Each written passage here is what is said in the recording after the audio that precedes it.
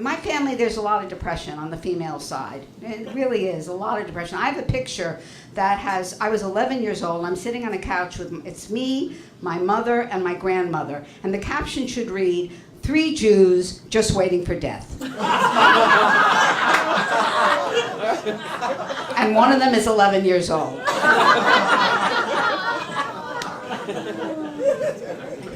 Everybody was depressed. My grandmother became depressed when my grandfather died.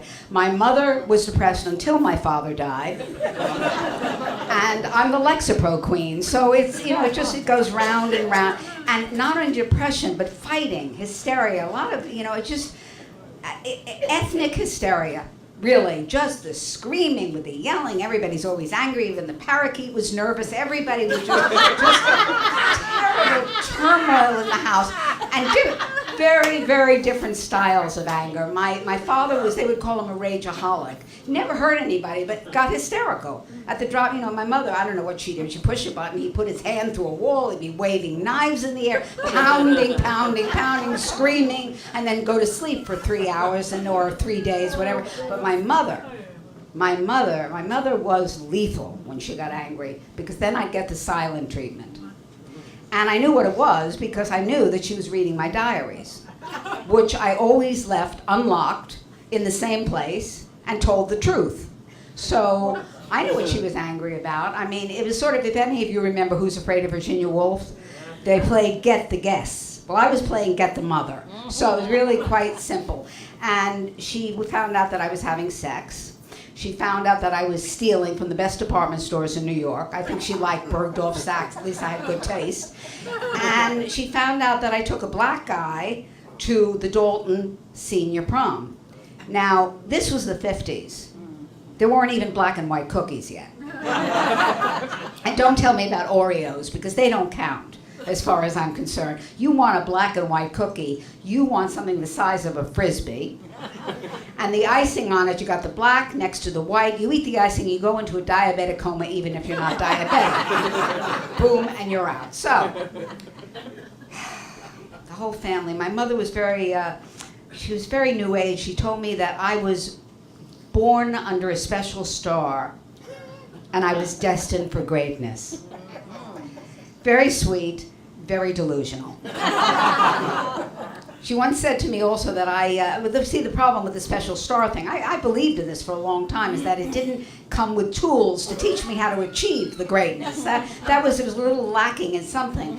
But she also said to me once, I remember it was a winter day when we still had winter, and I was sitting there, I really didn't want to be there, me and my mother, and she was trying to, kind of cheer me up in her own way, and she said, "Come over here, Janie, look out the window. And you see that tree across the street? That tree looks barren, dead, bare." Oh, I'm cheering up now, Mom. I'm feeling really good. But the point of all of this is that deep down inside, way down by its very roots, growth is taking place. This did not cheer a kid like me up. I'm thinking, it's got growth taking place and it doesn't know it. I mean, if you could get an MRI, do something, even though they didn't exist. So, the whole family, I never saw my parents, enjoy each other, except when one of them would fart and not admit it. Then that was a big laugh riot in the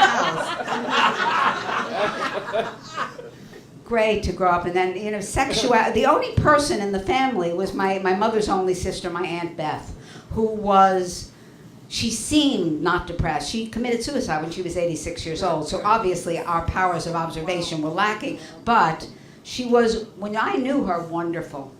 She was wonderful. She was filled with life and always going to parties and dances, married 3 times, lots of men in her life, jewelry and lipstick. My mother had one lipstick, just like the Fabicin. I love that word. That's, basically, but my aunt was just very glamorous. And one time, my closest girlfriend, myself, and my aunt, and my mother, we all smoked pot together. Now, this was no novelty for me and my girlfriend, but they had never smoked. So my mother takes first hit, immediately starts choking to death, lights up a Marlboro to bring herself down.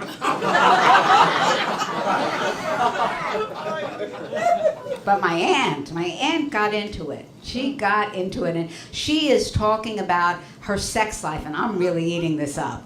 I think my friend is in a coma. My mother is probably hiding under the sofa cushions at this point. But my aunt is saying how it looks, yes, she has a lot of sex in her life, and there are a lot of men in her life, but she really doesn't like sex. Okay, it's a little confusing here.